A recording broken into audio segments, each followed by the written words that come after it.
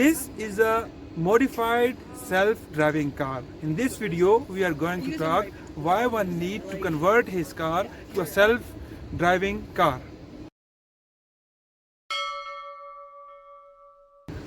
Hi everybody, my name is Mohsen Tariq and today I'm with Ryan and I'm going to ask few questions from Ryan about this modified self-driving car.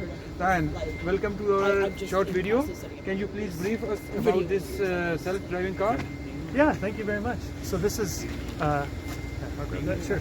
This is Hexagon A&P's Lexus autonomous development platform car.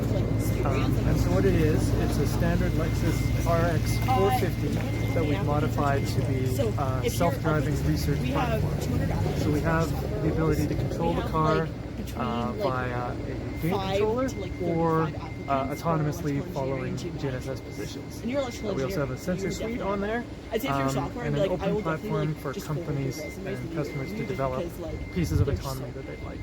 Okay, is it possible to develop or transform any car present in the market to this modified self-driving car?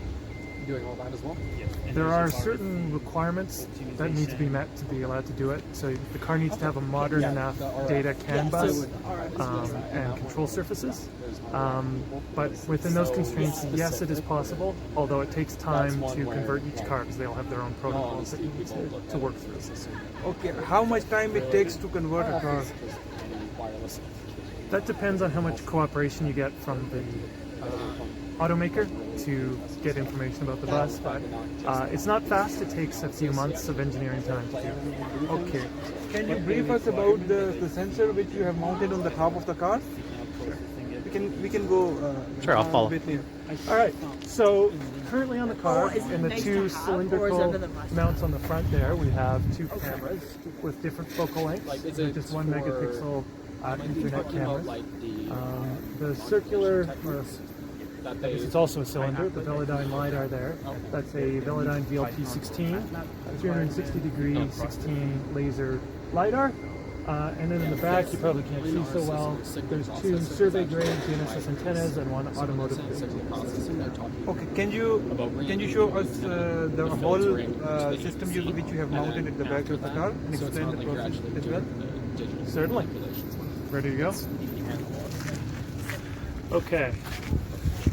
So this is the back end of the car, which is where most of the electronics is housed.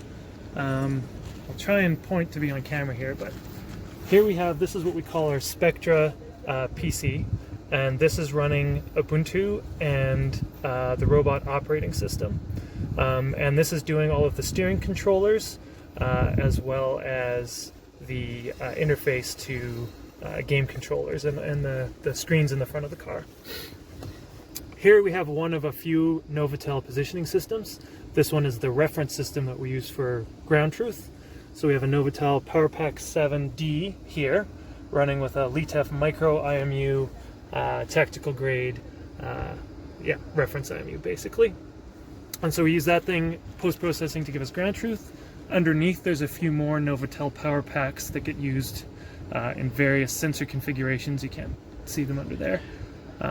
But basically by having all these positioning engines there, we can play with different configurations of aiding sensors, deny GNSS to some, and things like that. As our goal is producing positioning anywhere, anytime, safely. Okay, I think this car seems to be the hybrid or the electric car before you converted it. Is it possible to convert the benzene car or the diesel car as well? Yeah, as long as the car has an electrical interface you can communicate with, you can convert anything. The differences would be in the steering controller because those cars might have different responses for acceleration and steering and braking. So for each car that we convert, we also have to tune a steering controller for that specific car. But yeah, in terms of diesel versus gas or hybrid or electric, it doesn't matter. Can you please show us the inner view of this car as well? Sure. Okay.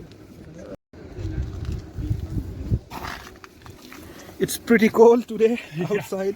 It's getting a little colder. Yes, please. Okay. Okay, so in the front of the car, I guess there's a few things to note.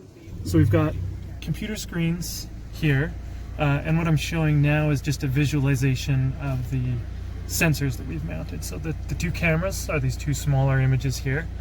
The center of the image, that's mostly the LiDAR point cloud. In the center you can see part of the open rear hatch and the roof rack.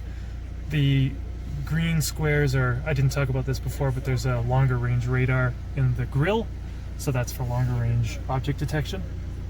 And yeah, and you can see there's a few people gathered in front, and we can see them quite clearly on the LiDAR point cloud there. So it is possible to detect if somebody is in front of the car, and it can also detect the side curves as well as the partitions between the lanes.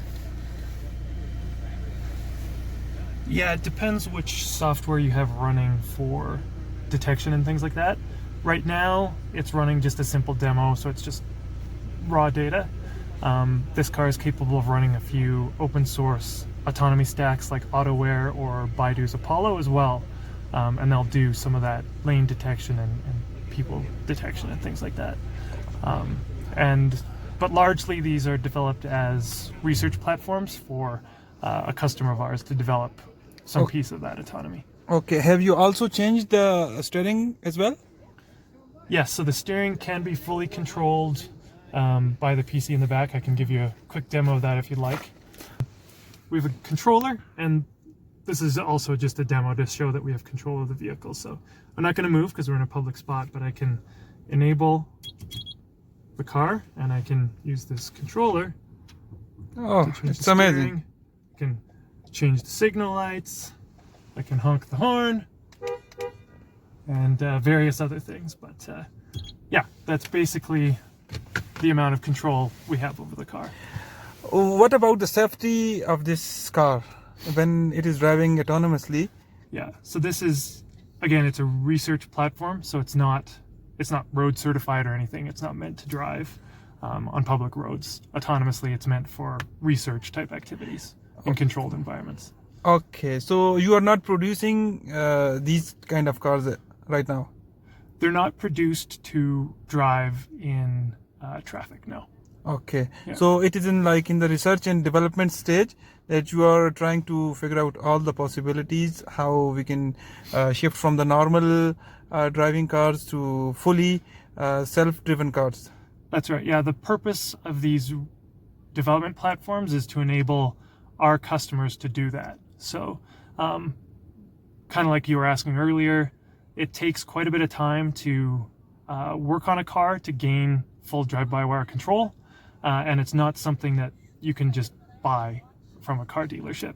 And so customers of ours find a lot of benefit in being able to get a car that has readily accessible autonomy functions, sensor suites, abilities to access those sensors, and then they can, if they're a sensor manufacturer, they can test their sensors. If they're working on a steering controller, they can do that. If they're working on object avoidance, they can do that.